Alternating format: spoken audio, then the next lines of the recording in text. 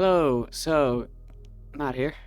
Thanks for tuning in. So this is going to be the tutorial video of how I did my kind of miniature painting, my own style for this model. So I'm just going to be jumping in and out with just giving you an idea of what's happening on screen, but the essentials obviously like, share, and subscribe.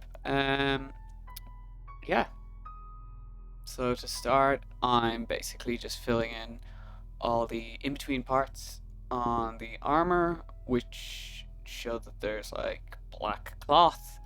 So you can see here I'm just filling that in because basically I wanted that to be black. So I do it for the arms and the legs. The midsection where the legs actually join into the body and the body to the legs as well, that was all black, so I didn't actually have to worry about that. Following on from that, what you can see here is just the cloth that protects the arms, and inside the arms, that needed to be painted black as well. The inside, I think at a later stage you'll see, and I'll explain, we just painted kind of a dark red just to get a nice looking kind of shaded red tone. Because normally, obviously, for this kind of color scheme, red might be a little bit more vibrant, but because it's hidden inside the model, I don't actually want it that too vibrant looking. But a black undercoat will give me a nice basis to work with.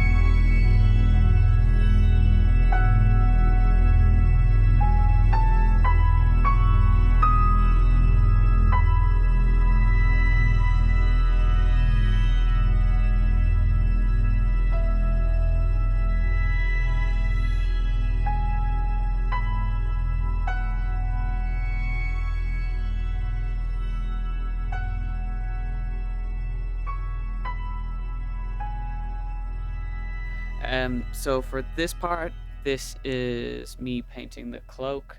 I'm going for a little bit of a weathered look on it. I know it's going to be quite difficult to see on the camera, so do check out the photos in the end to get a better idea of how I work this up. But essentially, it's quite simple, and it's what I'm going to do for all the cloth work that's black anyway. Um, Essentially, I just use three Vallejo colors, which is black gray, neutral gray, and light gray. And I basically either uh, stipple in or kind of makes little scratch marks to kind of give a worn kind of tattered effect to the cloth. Um, you'll see here I kind of at certain bits I just follow the raised edges of the shape so that when it's actually on the model and it's caught, it will look pretty convincing. So you'll see here, but the basic idea is I put down a coat over quite a large area to start with in terms of using black gray. I mix in a little bit of neutral gray, and then I kind of build up over a smaller area, some dots and some lines. And then to smooth it out, what I do is using the previous color, I glaze over until I'm happy that I have kind of a nice blend. And I basically do that all the way up until pure little dot of light gray just for maximum contrast. Moving on, and like what I said with the reds here, I just really pick quite a dark kind of black red. I think it's burnt red by Vallejo to use as a base coat for underneath the cloth, and I'm only on some of the raised highlights, just going up barely below quite a rich red, not even it's close to say Mephiston red. I just bump it up just a slight bit, maybe go a little bit brighter on the very edges that would actually catch the light. But yeah, I just want a subtle effect so that any bit that kind of peeks out from the model that you might see is gonna just be shaded accordingly.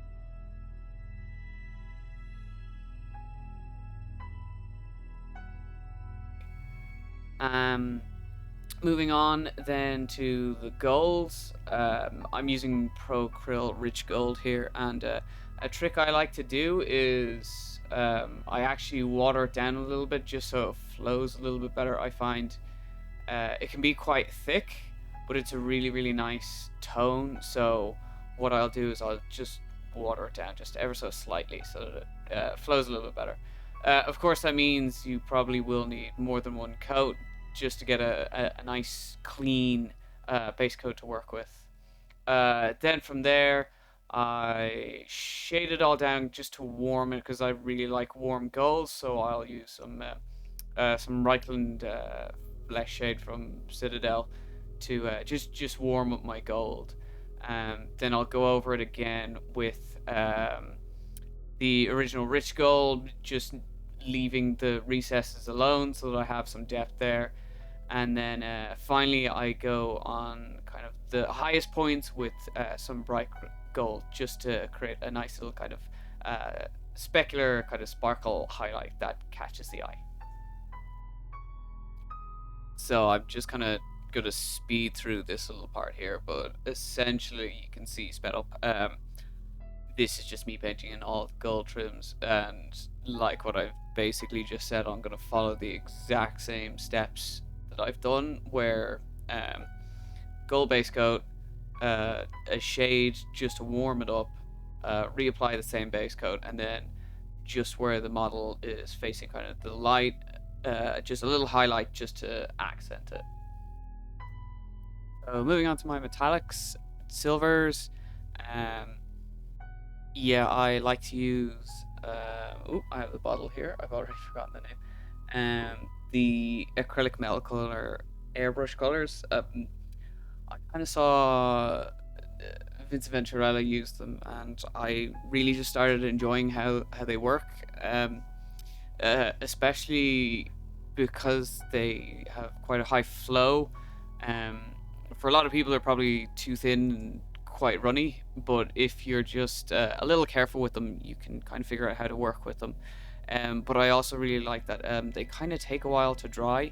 So if you're kind of smart about it and how you use them, you can do what I do for certain parts of this is I'll have a really really dark aluminium, um, or sorry, no, I start with steel, I think, and work my way up to dark aluminium, wet blending the two together, just kind of over the shape of the gun belt here, as you can kind of see, and it gives me kind of a nice, subtle metallic silver that you don't really get if you're using kind of more standard paints, standard metallic paints. So again, once that dries, it all gets a wash down, and then just a final, very bright, any silver, aluminium kind of just to capture the light and just really kind of make it just pop a little bit. And that's kind of the same as what I do for basically all the rest of the silver metallics around kind of the legs and the shoulder pads. And yeah, so that's how I do my silvers. Okay, so next up is going to be the brown leathers. Similar to how I did the black cloaks, only this time, in essence, we're replacing the black for brown. So, what you can notice in the first part is that I don't necessarily cover the entirety of the belt, because if you let a little bit of black shine through, you actually get a lot more um, contrast and depth. It kind of sells the effect of leather a little bit better if you do just leave bits and pieces of it totally black. And after the first layer, I just glaze it back, just so that it kind of looks a little bit smoother, like it's a little bit more splotchy and kind of blotchy leather. And then after I finish glazing it, I just work up um, to pretty much quite a bright kind of pink, almost skin tone like color. But at every stage, what I'm kind of doing is adding in more scratches that you probably see kind of clearer here than you would if it was the black leather. And then obviously with that done, I just add in the gold and the silvers the same way I did with the previous golds and silvers I've discussed.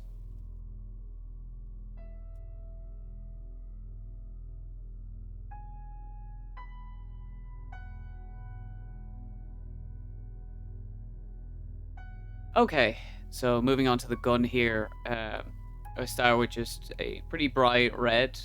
Now, I've specifically, in a way, kept the oversprayed white as a guide to kind of a sort of zenithal highlight, but not necessarily 100% accurate, because I was just aware that I kind of just wanted it as a rough guide to how I was going to just basically blend up to a brighter red on the gun and not necessarily follow it 100%. So to start, it's quite simple. It's just pick your red. I've gone a little bit darker. It's I'm pretty sure Scarlet Red by Game Color. So it's a nice vibrant red, but it dries a little bit duller. So that's nice and gives me kind of something to work with. And then once I've applied a base coat that I'm happy with and I have good coverage, from there in kind of just a wash fashion, just on kind of the top half of the gun where that white zenithal was, I just apply a wash of just a brighter red to get a little bit of tone difference to kind of sell the idea that um, it's a little bit brighter because of your light source towards the top. And moving on from that, because it's obviously a sharp kind of section of the model, I'm just going to edge highlight it in a very kind of simple, kind of heavy metal style. Just work up with your highlights, just hitting the edges to really accent the model. Difference here as well is I did once again want to add some weathering. So what I'm doing is as well is adding in some of those lighter lines directly on the flat surfaces to look like scratch marks. Again, we'll start them a little bit dark and work up. Now, this I'd say probably not necessarily my best, and you can kind of see if you look in kind of the pictures, it's all right. I know what I've done wrong in that you really kind of need to push as far into black as you can go to really sell that illusion of the kind of the chipped, worn look rather than just scratching kind of colors. But again, as I'm passing around this model, I'm moving the highlights up towards kind of a fuchsia pink, because basically I wanted to go with a cold red on the gun to kind of complement some of the colors, and I really just wanted to try some cold red with this one. So once all the reds were done, again, you kind of saw that all the silvers had already been done. So yeah, the gold Aquila the same way as before.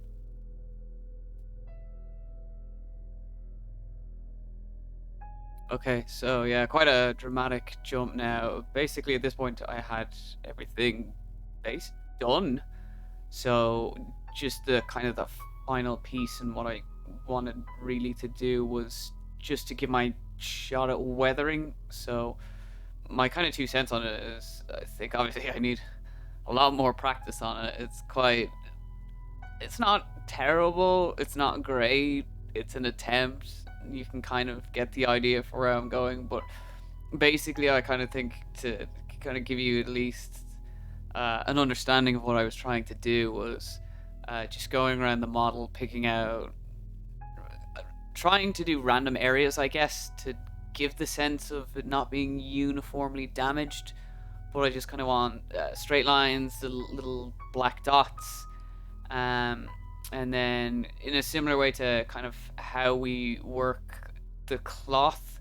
Only this time you can get away with more just using the straight paints for kind of maximum differences between the colors to give you like that really big jump in contrast. So yeah, so I went around, basically going around the model 3 times, starting with a black line, moving it to a neutral gray, and then finally some white. You can see here that basically I'm kind of just almost dry brushing with just my standard brush to add in a little bit of white, just to bring it back up to the maximum bit. But yeah, I'd suggest if you're doing this, obviously, hopefully not on a model as big as this, but if it's going for that weathering effect, randomness is kind of the key, but you do want to be a little bit conscious of what you're doing with it, so that you don't go kind of just haphazard at it, so it doesn't look exactly too strange like it kind of does in places on this model. But I think at least on the feed, I've given kind of the idea or the illusion that I was going for. Okay, so the final section, which is her face, probably the part I'm most excited about, and I was genuinely the most happy with the model. Yeah, if you haven't had a chance to see it already, there's a link just up here. I do another tutorial on a kind of a much smaller scale model where I go through skins, a little bit of a different recipe method. This time around, I'm using basically almost exclusively scale 75, the artist's range. I really like them because they go down quite thin, which for a lot of people probably won't like it because that obviously forces you to use way more layers with your paint in order to get kind of better coverage down. But I found for me as well is that throughout this, and what you'll see is that I basically am putting down straight from the tube paint. I just found it so much better and a far better result for me in the finish that I got by just applying it in either a glaze or a wash at its heaviest consistency. And I think, honestly, as I kind of just explained the paints and through this, you'll see is that you really do get a far better result. And I don't think this is necessarily just down to the paint for this. It's more just an understanding of for skin tones, and how I like to do them is basically you can see here that I'm starting with magenta.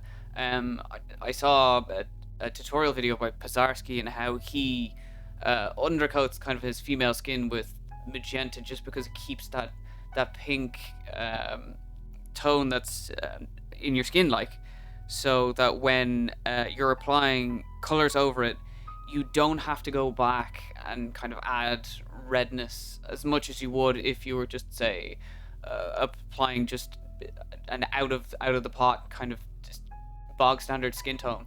So yeah, so basically my first step here is just base coat of magenta. It's going to cover the entirety of the skin. I keep it a little bit in the wash, just try to avoid the white of the hair. And just this will just give me a foundation, and I don't even have to be too careful with it. I'm just going to get it to a point where it looks like it's pretty much covered, say 95% of it. If a little bit of the primer is shining through, I don't care. So now moving on, what I want is I usually with female skin, if this was kind of male skin, you'd kind of start with a much darker tone and build up to your bright highlights. So say you have kind of a dark pinkish flesh tone, that's where you'd start with.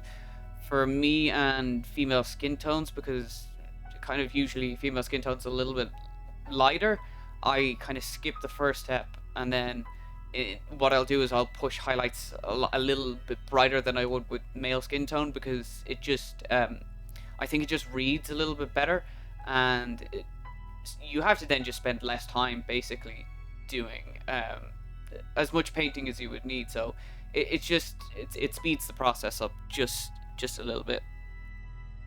So you've already seen I've basically started painting on the first layer. This is just straight up let me just yeah, it's just straight up golden skin. You can see obviously how thin it is. I cover basically most of the face except everything that I know is going to be in extreme shadows, because they'll get done in kind of the shadow colors later. But this took kind of 3 layers before I was happy with how it was down. Now with each layer, what I try to focus on doing is, again, because as I've said, is the paint is so thin, I want to try get decent coverage to the point where the magenta is still coming through a little bit, because again, I just want to I want to keep some of that undertone just there, just to, when it comes later, it really will accent it. But also I just working on trying to deposit the paint in areas I know that'll be lighter, because the thing with working with kind of your wash or glaze consistency is you have to kind of be smart with your brush strokes. If you just kind of apply it any which way, wherever your paintbrush stops, it's likely just to put down the most paint as it just happens. It's kind of just kind of simple physics in that it just when you stop the paintbrush, most of the paint will go there. So if you're just smart about it, for the example would be like the cheek and the chin, I'm trying to just stop my paintbrush at just the high point, because I know that's going to be the brightest anyway. So if the paint deposit's there, I'm not too bothered.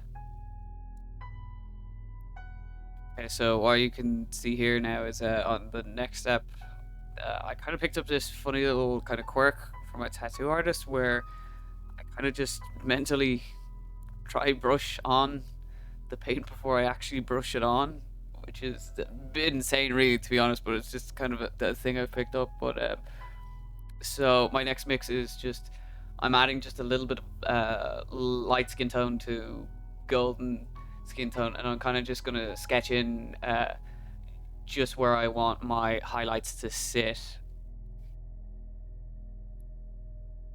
Usually, this is a good spot to kind of focus on your eyes. Thankfully, usually on models that are kind of anything bigger than 75 millimeter, you can kind of get a bit of depth in them, as you see here, because if you make a lot of mistakes with your eyes, you have a lot of give in terms of if you say overshoot and you get some black under the eyelid, you're at a good point where with your skin tone you can just go back in and correct any mistakes. So it's quite forgiving to do it, and that's kind of the way that I do it. I'm not kind of one of those people who has enough confidence or craziness to do the eyes at the end after you have your skin perfect and the margin for error is so low. Or the other extreme is you can do them first and then you just got to be careful with your skin tones. So I this is kind of my standard way to do eyes. I trick is to kind of never start pure white. At any time you're doing white, and as you see with the armors, just don't start with pure white. You wanna work your way up to white because you cannot correct it if you mess up white. White is the brightest you can go, so it's basically it's the cap in terms of what we get away with as painters with color. So I start with a very light or neutral gray. Then for the kind of outside of the eye, I think memory serves me right. I'm not even looking at the video kind of as I'm recording the narration, but I think it's the next step is I do over a shorter area put in white so that the eyes kind of look white.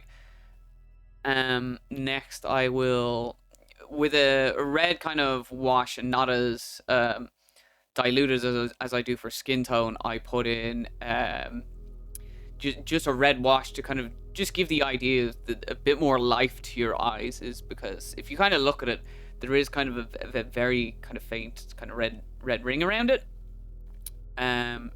So with there, and kind of what I knew what I was doing with this model is now normally with the eyes you can just paint one and then paint the other, or do them both same color. But I kind of wanted to go for a kind of scarred eye effect on one of the eyes.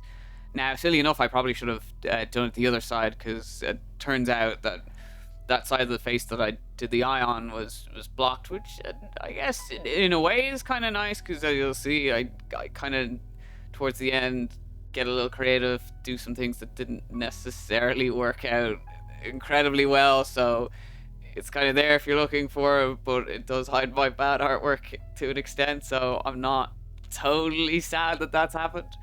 But to paint kind of eyes, it's quite straightforward in that to try to ballpark where the middle of the eye is, paint it the color of the eye that you want. So whether it's blue, green, anything else, even if you're doing fantasy eyes and you want to go insane, you want to do some purple, just paint kind of a solid base coat of that.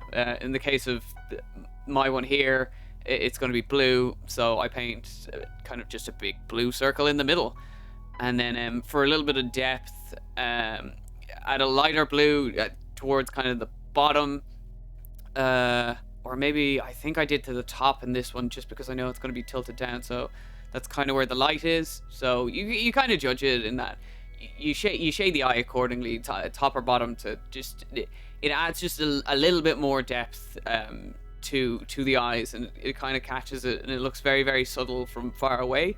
So that's kind of the effect I'm going with. So the only difference, and which would be here in this one for a scarred eye, is that actually rather than do a color, I do a gray, to kind of simulate that kind of cataract eye, the kind of the scar of it. So again, it didn't turn out incredibly well because I think I realized in hindsight what I needed to do was just a solid color, and rather than having it a black dot in the center, it should have been a ring of just kind of chalky white gray. But yeah, so once you kind of have the color down, you just want to add a black dot in the center for the iris, and then what you can do is just a tiny dot of white at whichever corner, the left or the right, you choose on both sides to give kind of that illusion that the eye is, kind of glossy and reflecting the light. So yeah, I actually have to correct myself because I thought I'd gone up to just pure light. Turns out I did that after the eyes, but the more important part is what you'll see here is just I'm constantly just glazing at this point, taking the model as well off to just blow dry because I'm incredibly lazy and I really don't want to wait for kind of glazes to dry. So I'd rather just get the hairdryer in, bing bash bosh, 10 seconds max, rather than waiting for God knows up to a minute for a paint to dry. But it is just a process of just going up and down and seeing what works. And I'll kind of just jump cut it in to give you an idea of just me working around it, and you'll see kind of the color and those harsh kind of edges where the transitions are slowly smooth out. At this point as well, what you can see is an important thing to try, rather than get differences in texture. I basically stipple glaze in the tones that I want, because it just in the final pictures, as you'll see, it kind of just gives it a bit more life. It's a little bit more natural rather than just straight kind of brush strokes, which don't really kind of read sometimes as natural as skin could be. So now this is where I move on to doing my shadow colors. Now this is probably where I deviate from just purely using scale artists. What I basically kind of want to do is the most extreme tone that I'm going to go for is brown, but in order to kind of turn it more into skin tone, I'm basically adding in Bugman's Glow, which would be a very kind of dark pink skin tone, and a little bit of Mephiston Red to add in that red. And again, it's just going to be in wash consistency. So what's going to happen is you'll see is it's not quite black, but it does read as very, very, very dark brown with a hint of skin tone to it. And that's just what I wanted for the shadows. And basically everywhere that's going to be dark, the most extreme points, the creases in the faces, are all going to get a shade of this. And yeah, basically after that, I start working around getting them back in line. Now obviously I kind of panic a little bit, and I have to kind of course correct. I have to bring back in some golden, a mix of golden and actually the dark skin tones, and kind of just work around. So basically, yeah, it's kind of I add in those tones and do what I was doing in terms of how I was getting up to the brightness and working it up to there. And now that's basically the face kind of in the happy point that I wanted it, so I have the skin tones down. Okay, so the lips are pretty straightforward. I kind of go with a peachy kind of skin tone, so I take a little bit of pink flesh, add a little bit of red, and I think a little bit of golden until I get kind of a nice peach to start with.